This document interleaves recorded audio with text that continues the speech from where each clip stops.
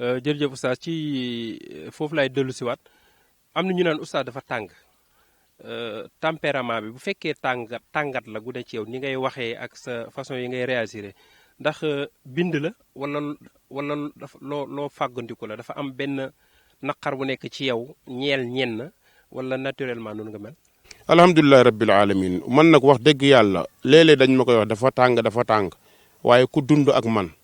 wala nga dëkk ak man tàngoor googu ñuy wax leneen ngay gis ndax bëri na ñu doon ñëw di ko seet buñ ñëwee duñ ko gis ci sama kër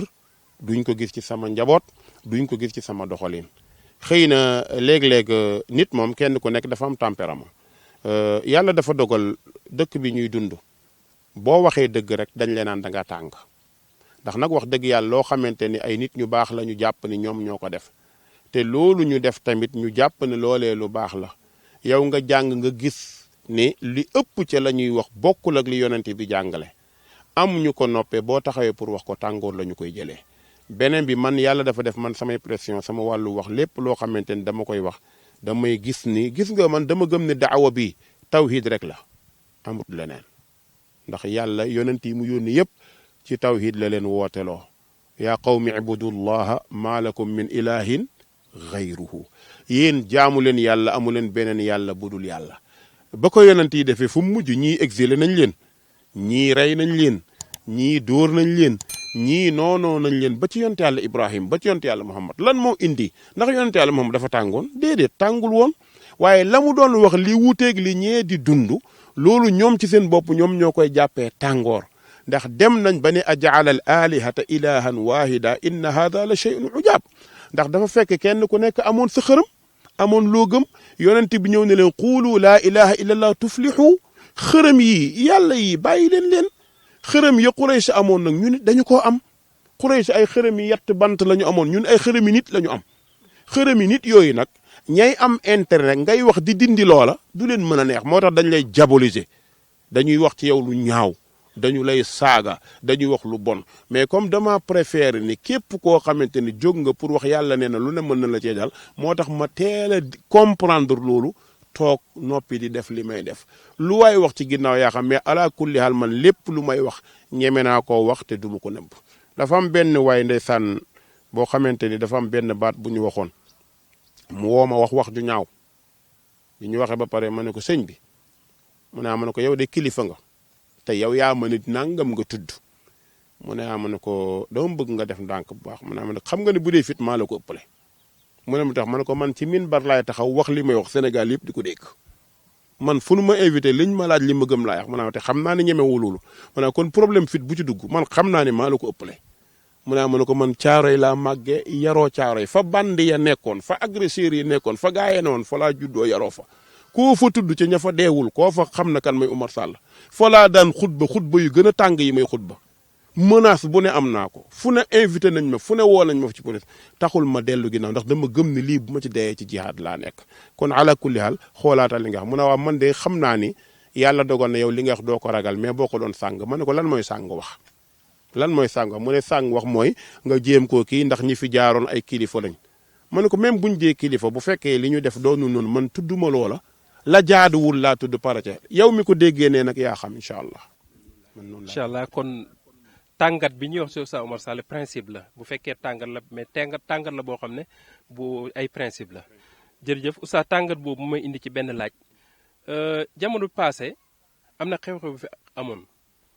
muy sa soxna Xawa Ndiaye réeroon coow li bari lool rajo yi ak ñu baree bari di ci wax ñun ñi ISM Pro 24 defoon nañ déplacement ñëw ci kër gi def benn reportage ngir am yu ñu doon gëstu waaye ci wàllu tàng gi ngay wax dañoo déggoon ci rajo yi am ñu ne oustaz tàng gum tàng ci soxnaam loolu bokk na ci li tax soxnaam génn kër gi daw dem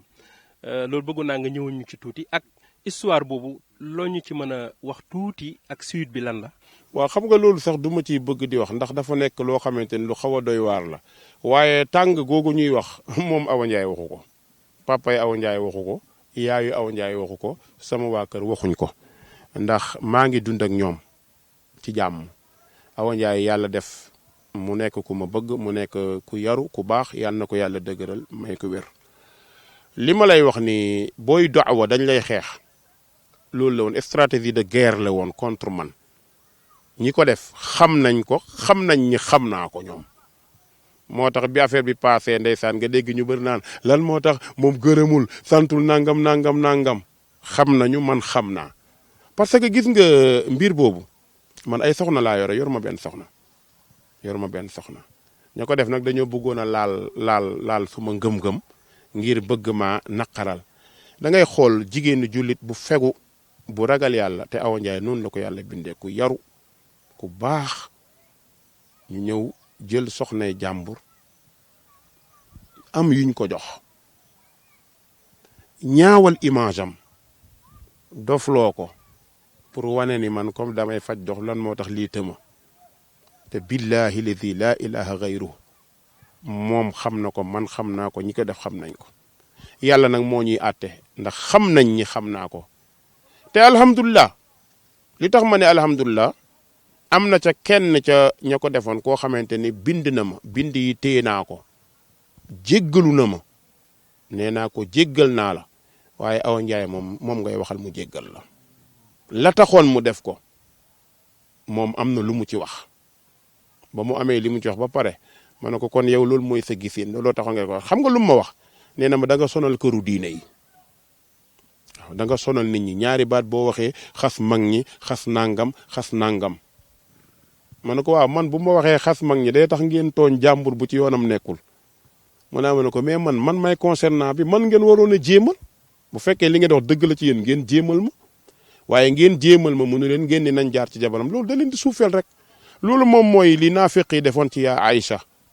loolu moo tax boo gisee bugguma ci woon sori di ci dund ndax dundu jigéen bu laab la ñu traumatiser ko wallahi dañ ko traumatiser indil ko dund bu jafe boo xamante ni te gëm naa ci yàlla bu leen ko yàlla attee dana metti ci ñoom ndax dañoo tooñ ku defut dara